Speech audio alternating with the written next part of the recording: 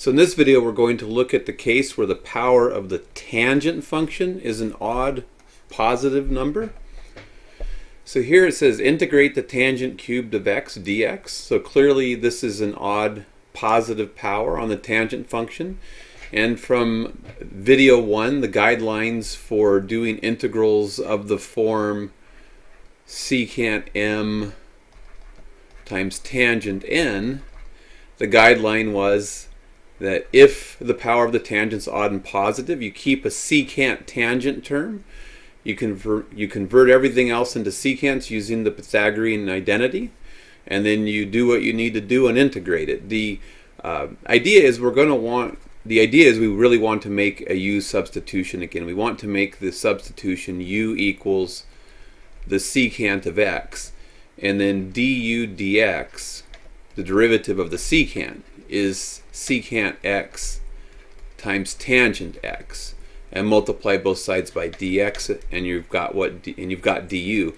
And that's why you keep a secant tangent factor, is so that you can do a U substitution, letting u equal the secant function, and then du will play out nicely. So even here, there isn't a secant explicitly there, but that's not going to be a big deal. So we want to keep a secant tangent. So to do that, we're going to take what we have to start with, the tangent cubed of x. This is dx.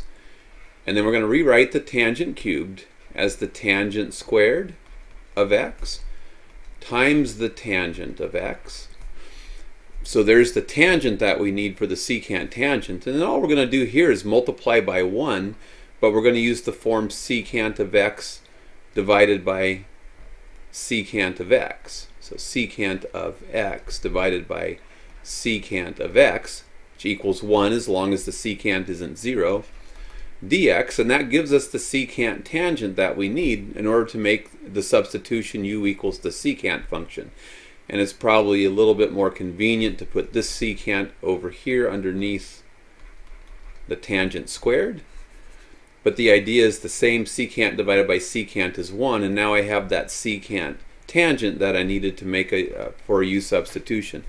So now we're going to go ahead and rewrite the tangent squared in terms of the secant function, so that we get everything in here in secants except for the tangent secant we need for du. So remember, the Pythagorean identity says that the cosine squared plus the sine squared is equal to 1. So if we divide both sides by the cosine squared, divide everything here by the cosine squared, and then divide everything on the left-hand side by the cosine squared, we get 1 plus sine squared over cosine squared is tangent squared, and 1 over cosine squared is the same as secant squared. And then if we subtracted 1 from both sides, we would see that the tangent squared can be rewritten in terms of the secant function. And that's good because we want to make this substitution u equals the secant. So we're going to go here, rewrite the tangent function as the secant squared of x minus 1. This is going to be over the secant of x times, we've got the secant tangent sitting there, secant x tangent x dx. And now everything is ready to do the U substitution. Let u equal the secant function, and then secant tangent dx can be replaced with du. This mess here is du. So I'm going to go antiderivative of, it's going to be u squared minus 1 over u, and secant tan dx is du. And then we want to look at this in this way. We want to recognize we really have two fractions sitting here. We really have a u squared over u minus a 1 over u du. So if we simplify that just a nibble, we get u squared divided by u equals u as long as u isn't 0.